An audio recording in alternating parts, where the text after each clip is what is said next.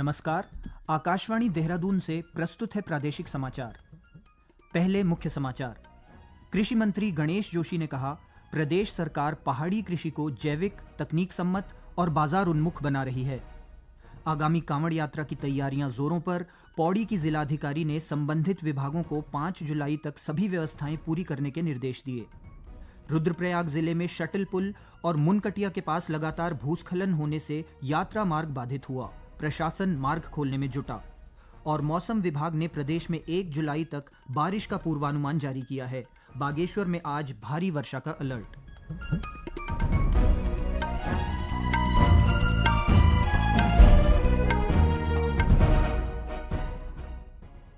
प्रादेशिक समाचार के साथ मैं अखिलेश चंद्र गैरोला। और अब समाचार विस्तार से।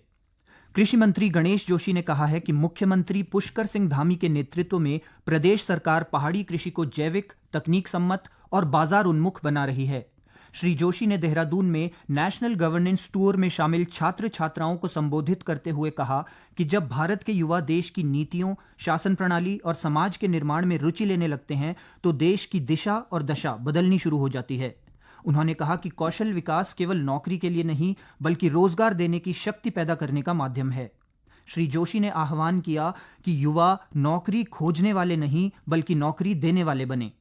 इस बीच देहरादून स्थित पुलिस मुख्यालय में छात्रों के लिए ओपन हाउस सत्र आयोजित किया गया, जिसमें कानून प्रवर्तन और सामुदायिक पुलिसिंग के माध्यम से जन सुरक्षा विषय पर विस्तृत संवाद हुआ। इस सत्र का उद्देश्य युवाओं को पुलिस और प्रशासन की कार्यप्रणाली, वर्तमान सुरक्षा चुनौतियों और तकनीकी नवाचारों से परिचित कराना था। इस भ्रमण यात्रा में देश भर के प्रमुख संस्थानों और प्रतिष्ठित विश्वविद्यालयों के प्रतिभाशाली छात्र छात्राएं भाग ले रहे हैं। इस कार्यक्रम का उद्देश्य युवाओं को नीति निर्माण, शासन प्रणाली और लोकतांत्रिक मूल्यों की गहराई से समझ देना है। उपराष्ट्रपति जगदीप धनखड़ ने कहा है कि देश के युवाओं को भारत के योग्य नागरिक बनाने के लिए खुद को बदलना होगा और तकनीक का हिस्सा बनना होगा। आज नैनीताल में एक निजी कॉलेज के छात्रों और संकाय सदस्यों को संबोधित करते हुए श्री धनखड़ ने कहा कि artificial intelligence, internet of things, blockchain और मशीन लर्निंग जैसी तकनीकें आज स्कूलों, कार्यस्थलों और घरों में प्रवेश कर चुकी हैं।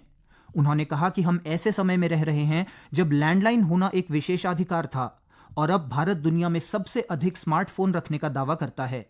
उन्होंने कहा कि भारत की डिजिटल पहुंच और कनेक्टिविटी बेजोड़ हैं। आगामी कांवड़ यात्रा को सुचारू और सुरक्षित रूप से संपन्न कराने के उद्देश्य से प्रदेश में तैयारियां जारी हैं। इस संबंध में पौड़ी जिला मुख्यालय में एक महत्वपूर्ण समीक्षा बैठक आयोजित की गई।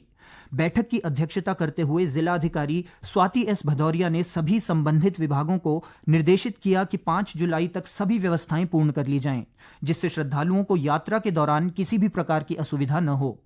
जिलाधिकारी ने लोक निर्माण विभाग को निर्देश दिए कि कांवड़ यात्रियों के लिए निर्धारित पैदल मार्गों की समयबद्ध मरम्मत की जाए और आवश्यकतानुसार वैकल्पिक मार्गों की भी व्यवस्था सुनिश्चित की जाए।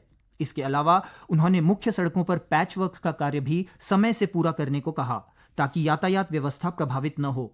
साथ ही उन्होंने कहा कि यात्रा मार्ग पर वृहद सफाई अभियान चलाया जाएगा।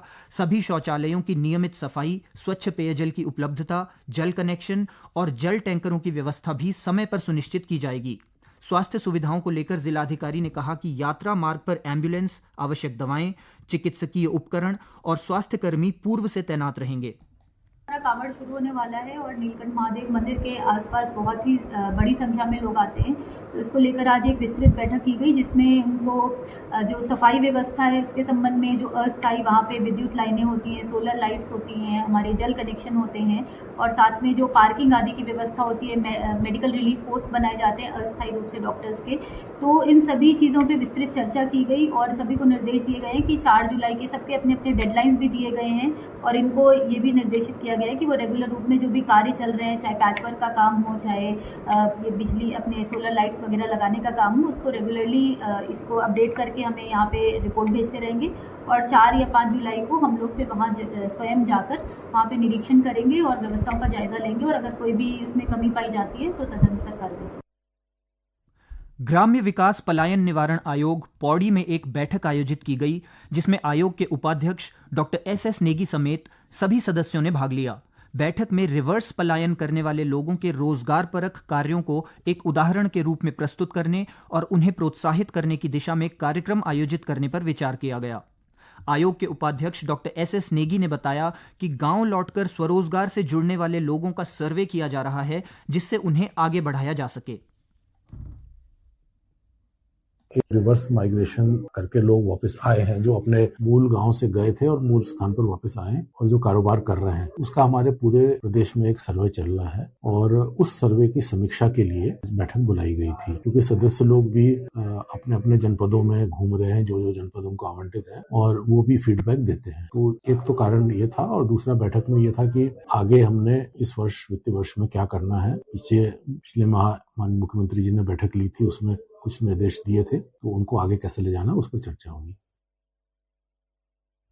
आयोग के अनुसार रिवर्स पलायन कर अपने गांव लौटने वाले लोगों ने न सिर्फ अपना जीविकोपार्जन किया है बल्कि दूसरों को भी रोजगार देने का अनुकरणीय कार्य किया है।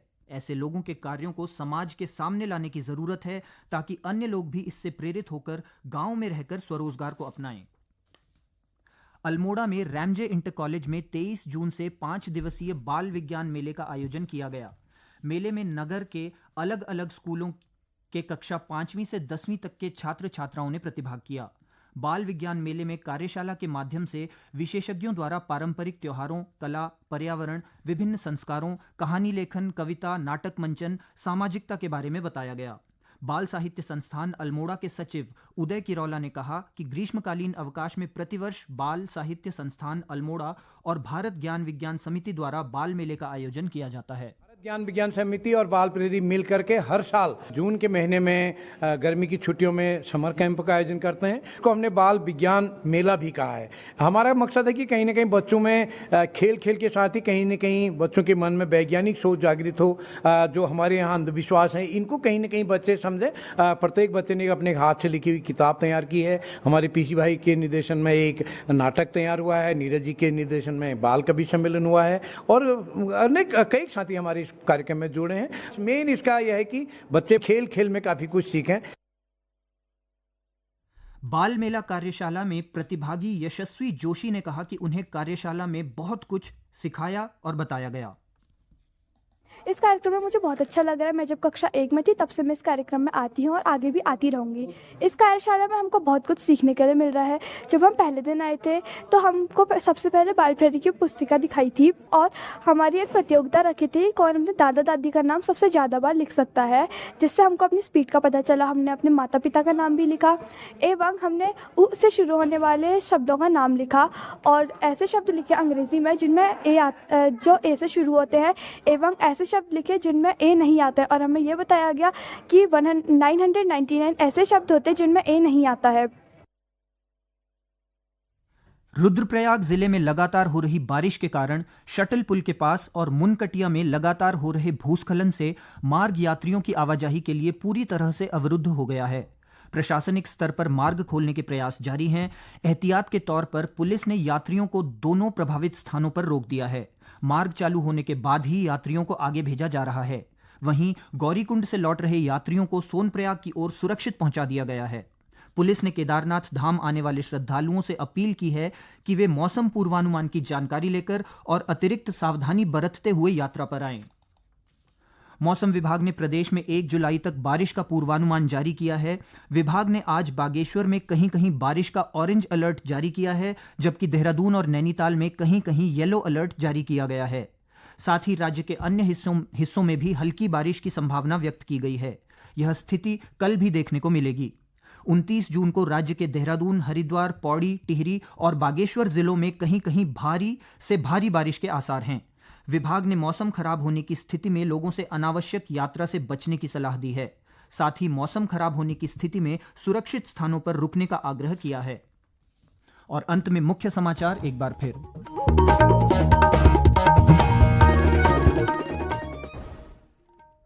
कृषि मंत्री गणेश जोशी ने कहा, प्रदेश सरकार पहाड़ी कृषि को जैविक, तकनीक सम्मत और बाजार उन्मुख बना रही है। आगामी कांवड़ यात्रा की तैयारियां जोरों पर। पौड़ी की जिलाधिकारी ने संबंधित विभागों को 5 जुलाई तक सभी व्यवस्थाएं पूरी करने के निर्देश दिए। रुद्रप्रयाग जिले में शटल पुल और मुनकटिया के पास लगातार भूस्खलन होने से यात्रा मार्ग बाधित हुआ। प्रशासन मार्ग खोलने में जुटा। और मौसम विभाग ने प्रदेश में 1 जुलाई तक बारिश का पूर्वानुमान जारी किया है। बागेश्वर में आज भारी वर्षा का अलर्ट। इसके साथ ही प्रादेशिक समाचार का ये अंक समाप्त हुआ। अगला समाचार बुलेटिन शाम 6:30 बजे प्रसारित किया जाएगा। नमस्कार।